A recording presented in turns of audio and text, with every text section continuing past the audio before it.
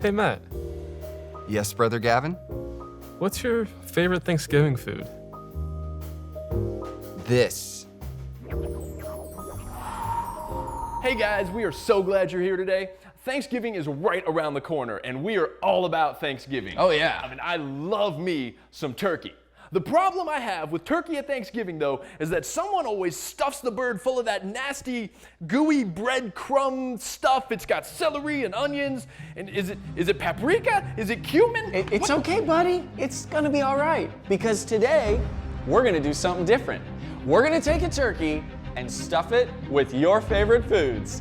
We call this Thankskidding. Let's do this. We're gonna start with a pepperoni pizza, Corn dogs, mac and cheese,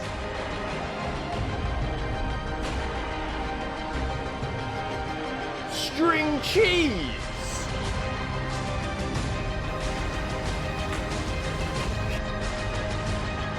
chicken nuggets,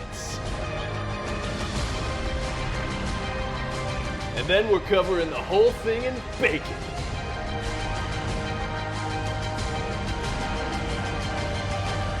and we're gonna cover the whole thing in ranch.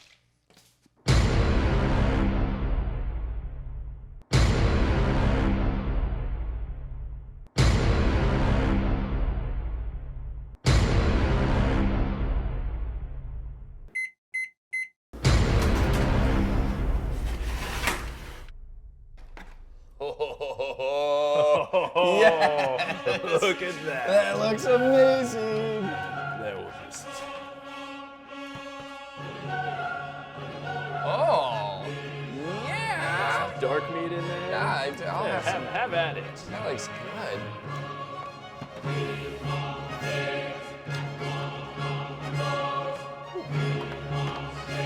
That's good. Oh, that's a chicken nugget. Corn dog and turkey. Nom nom nom nom nom nom.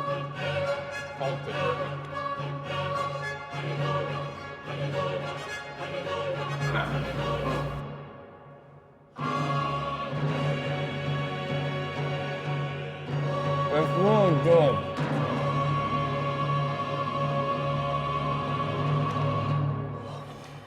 That was awesome. Yeah. Who wants pie? I do. All right. Man, that looked delicious. It was. And 7 years, 1 month, 2 days, and 3 hours later, it's still with me.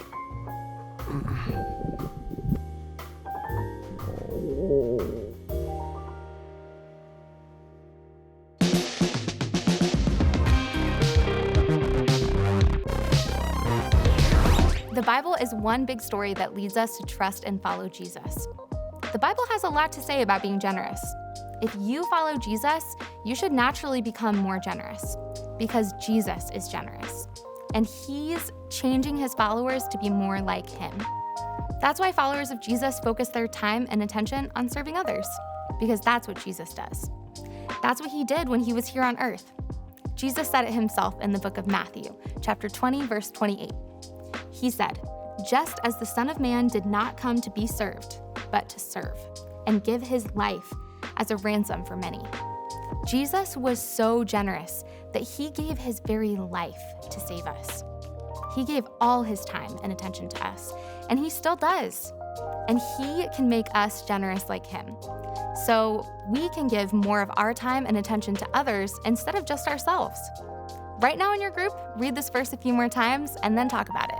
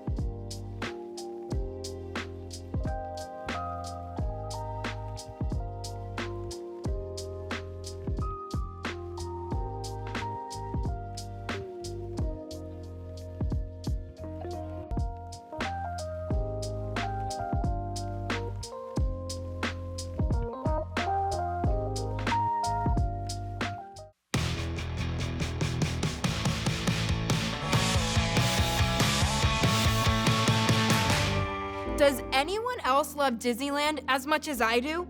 Walking down Main Street with the huge magical castle in front? Oh, the smell of gooey Mickey-shaped caramel apples and freshly popped popcorn? Don't you forget my favorite, corn dogs from the Little Red Wagon. Corn dogs just hit different at the Little Red Wagon. Speaking of the Little Red Wagon, let's not forget my favorite ride, which includes a little red car. Ka-chow! That's right, cars! I love Lightning McQueen. He is the best. Ka-chow! Although, in the movie, Lightning McQueen wasn't always the best. And hey, if you don't know the story, let me recap it for you. It all starts with a race car. Hi, my name is Lightning McQueen. Ka-chow! McQueen is in this huge race and is set on winning the championship. I'm the best, and I'm gonna win the Piston Cup. And so they race. Ka-chow! And the winner is... It's a tie!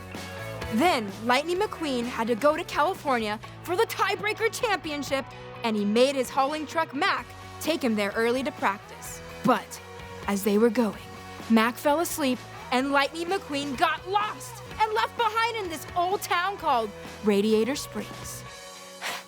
Help me. Lightning McQueen has to stay there in that town and help fix the road he messed up. But while he's there, he meets some new friends. Hi, I'm Tom Mater. Hey kid, I'm Doc.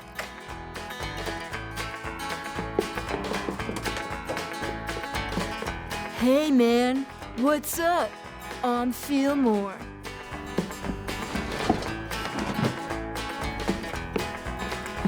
Hi, I'm Sally.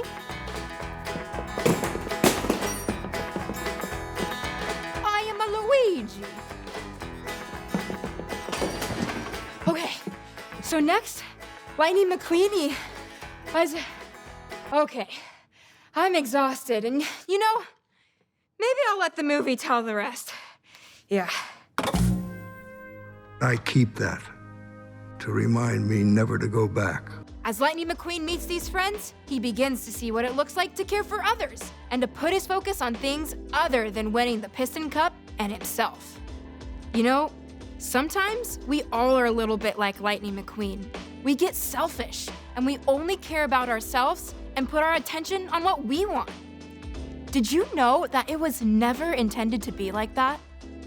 Jesus set the perfect example of what it looks like to shift our focus from ourselves and to turn towards serving others.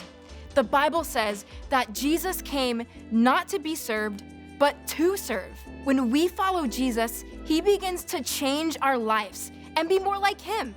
And Jesus was generous. He not only spent his time and attention on others, but he gave up everything, literally everything. He gave up his life for us because he loves us so much.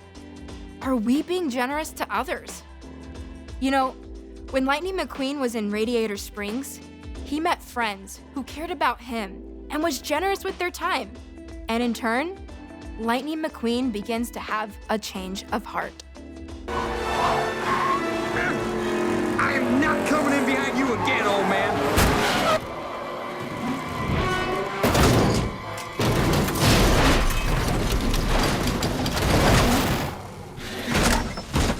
Oh no!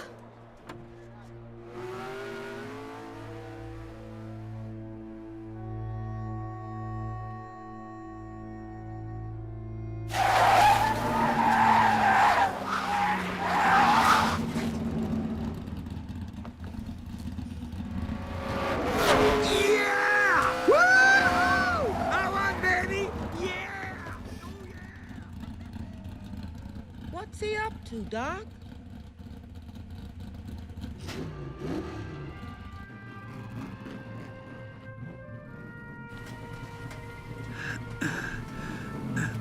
What are you doing, kid? I think the king should finish his last race.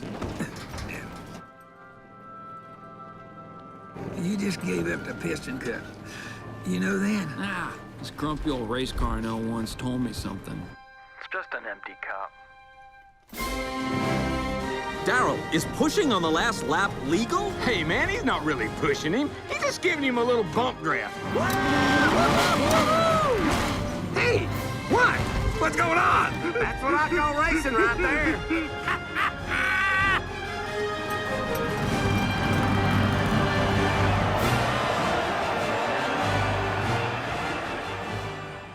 Wow! Just like Lightning McQueen chose to help King across the finish line, even if it meant him losing the Piston Cup, we too have the choice to be generous. I can be generous. You can be generous. Will you? Jesus was generous with us. And just like Jesus, we should be generous and focus our time and attention on others.